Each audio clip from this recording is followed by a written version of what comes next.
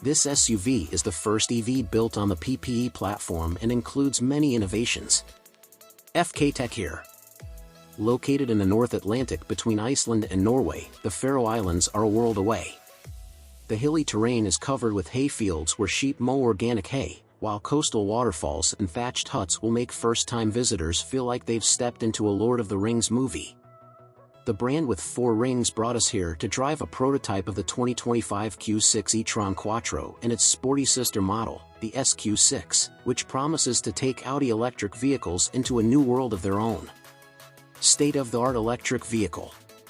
Both SUVs are essentially electric alternatives to the gas-powered Q5 and SQ5. The Q6 is similar in size but has shorter front and rear overhangs and a longer wheelbase.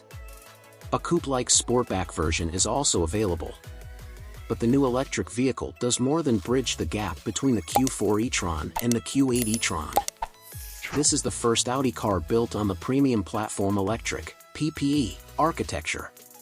Developed in cooperation with Porsche, the PPE forms the basis of the Macan EV, and the launch of the platform marks an important new step in the electric future of the Volkswagen Group. Designed specifically for EV models, the EIP has an 800V architecture and uses state-of-the-art motors. With an estimated capacity of approximately 93.0 kWh, the battery has 12 modules containing 180 prismatic lithium-ion cells, providing better power density than pouch cells. The maximum charging power is 270 kilowatts. Audi estimates that charging from 10% to 80% will take less than 30 minutes. It also aims to cover 250 kilometers in 10 minutes. The regular Q6 e-tron with the longest range will have a range of up to 600 kilometers according to the European WLTP test cycle and around 500 kilometers according to the EPA methodology. The Q6 and SQ6 e-tron also have a new electric motor that has nothing to do with the previous versions. Designed to be modular, more efficient and quieter, these motors feature hairpin windings and direct oil cooling for the rotor and stator, providing high power density while reducing the need for rare metals. The induction front motor is said to be more compact and efficient than previous models, offering better performance at a lower cost. The permanent magnet synchronous rear motor is new and improved and weighs approximately 260 pounds. This is also the default powertrain, with the front engine assuming a more passive role until service is called for or the driver activates a particular mode. Driving in the Faroe Islands. Despite the strong Middle-earth vibe of the Faroe Islands, the region has an impressive infrastructure, with over 300 miles of well-maintained roads and a network of undersea tunnels, including the world's first underwater ring road. We took a 2-day trip to see the monument and the southern part of the 3 largest islands. The roads around the Faroe Islands also offer spectacular views, as does California's Pacific Coast Highway. In addition, some sections are so narrow that they are reduced to 1 lane, so we have to yield to our convoy, which is covered with colored pavement that blinds oncoming traffic. Moments like this in traffic allowed us to tinker with the Q6 regenerative braking system, eventually allowing for single-pedal driving. 2 less powerful regenerative settings can be toggled using paddles on the steering wheel. Previously, Audi electric vehicles did not have a single-pedal option. This is because the manufacturer felt that many drivers would not be able to use it without problems. Audi is clearly relying more on us, or adapting their systems. The dual-motor, all-wheel drive Q6 e-tron we drove makes 375 horsepower, while the SQ6 offers 482 horsepower. Boost mode temporarily increases maximum performance to 395 and 509 horses, respectively. Torque figures are not yet available.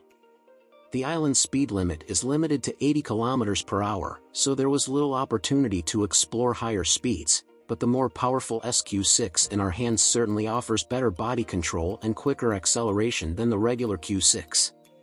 Audi estimates the Q6 will hit 60 miles per hour in less than 6 seconds, while the SQ6 will need 4.5 ticks. Because the Q6 and SQ6 e-tron are still in pre-production, Audi asked us not to comment on their interior design, but we can say that the interior is like a rolling sarcophagus and is very quiet. Of course, there is wind noise, but almost no road noise. Switch to dynamic mode and the silence is broken by synthesized sounds that are enhanced by stronger throttle inputs. If you feel uncomfortable with this, you can turn off the artificial sounds. We don't think anyone will complain about the Q6 ride quality, because both are stable and controlled.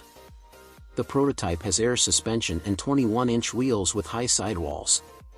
Of course, in Apache fashion, we'll have the final say when we can bring the production version home. The steering requires varying effort, but I especially like how it communicates better in the SQ6. Easy. Production of the 2025 Audi Q6 and SQ6 e-tron is scheduled to begin next year. Introducing the latest lighting technology from Audi when you're out on the street. The split headlight design includes adjustable daytime running lights, while the second-generation OLED taillights include an animated function to warn the driver of approaching hazards. Audi said it plans to encourage other automakers to adopt the technology in the future to improve safety through vehicle-to-vehicle connectivity. Unfortunately, every model in the US currently provides a smooth animation only when the vehicle is stationary, per federal regulations. The Q6 and SQ6 e-tron still offer a variety of lighting signals that can be selected via the Audi infotainment system or phone app. Additional daylight structures and fixed lighting animations are optional and incur additional costs. It can be fitted from the factory with automatic high beam and matrix lighting package or retrofitted on request. The gas-powered Q5 line is currently Audi's best seller. This means that the new Q6 and SQ6 e-tron will introduce the PPE platform to the public. Now that all new Audi cars produced after 2025 will be electric vehicles, Audi is entering a completely different world. Thanks for watching. Please subscribe and turn on the notification button.